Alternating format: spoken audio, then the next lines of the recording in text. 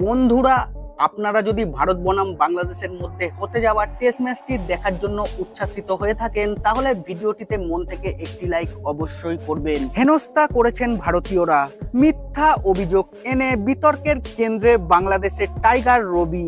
Medical ভিসায় এসে সিরাজকে কুৎসিত গালাগালি। টাইগার রবিকে বাংলাদেশে তাড়াতে চাইছে কানপুর পুলিশ। কি পুরো ঘটনা বিস্তারিত জানাবো বন্ধুরা, তার আগে ভিডিওটি পুরো দেখো এবং চ্যানেলে নতুন এসে থাকলে চ্যানেলটিকে সাবস্ক্রাইব করবে। কানপুরের গ্রিন পার্ক স্টেডিয়ামে শুরু হয়েছে ভারত বনাম বাংলাদেশ দ্বিতীয় টেস্ট। 22 গজের লড়াইতে বারবার বাধা হয়ে দাঁড়িয়েছে আবহাওয়া। ম্যাচের প্রথম দিনে নির্ধারিত 90 ওভারের মধ্যে কেবল 35 ওভার গড়িয়েছিল ম্যাচ।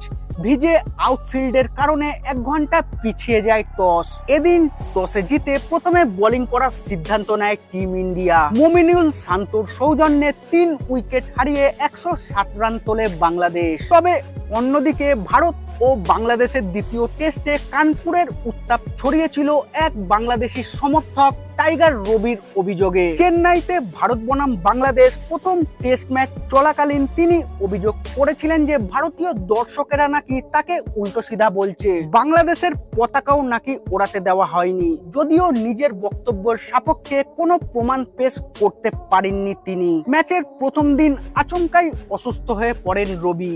সংবাদ মাধ্যমের সামনে জানান যে ভারতীয় সমর্থকেরা নাকি হেনস্থা মারধর করছেন তাকে। এমনিতেই দুই প্রতিবেশী দেশের ক্রিকেটীয় সম্পর্ক কমে আসছে। সোশ্যাল মিডিয়ায় প্রায়শই দুই দলের অনুরাগীদের মধ্যে বাজেভাবে লড়াই চলতে থাকে। এবার সেই আগুনে ঘি ঢাললেন টাইগার রবির এই অভিযোগ। রবিকে হাসপাতালে নিয়ে যায় ইউপি পুলিশ।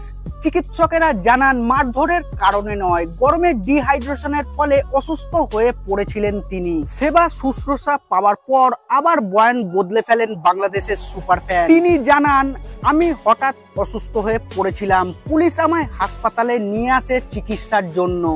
এখন আমি ভালো আছি।